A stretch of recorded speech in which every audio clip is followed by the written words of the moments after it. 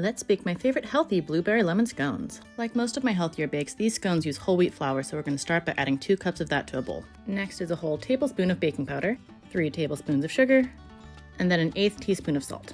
We're going to mix all of that together and then drop in 5 tablespoons of cold unsalted butter. I like to cube it in advance because it makes it easier to combine. And then we're going to slice that into the dry ingredients using a pastry cutter or knives work if you don't have one, and then finishing up with our hands. We'll add in a cup of fresh blueberries that have been washed, and then the zest of 1 lemon, though feel free to adjust to your taste.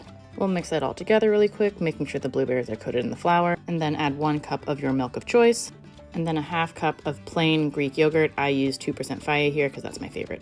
We're going to mix until it starts to come together into one dough. This can take a little while as the Greek yogurt seems to have a hard time hydrating the whole wheat flour, so don't be afraid to get your hands in there and knead the dough together until it forms a ball. Don't go too hard though, as we don't want to smush all the blueberries. We'll then set this aside for a minute.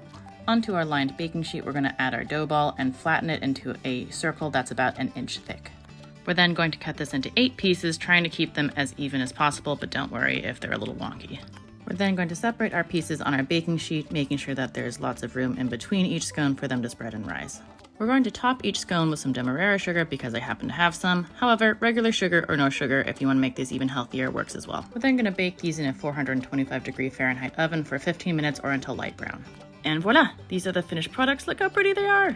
And as per usual, my kitchen smells amazing when I'm baking these. I would highly recommend having at least one of these fresh out of the oven, as that's when you get the perfect combination of crispy top, fluffy scone, and gooey blueberries. But these are also great reheated for breakfast the next day or even as an afternoon snack. I found these to be a great healthy alternative to your more classic scone and bake them all the time. Let me know if you bake these. Bye!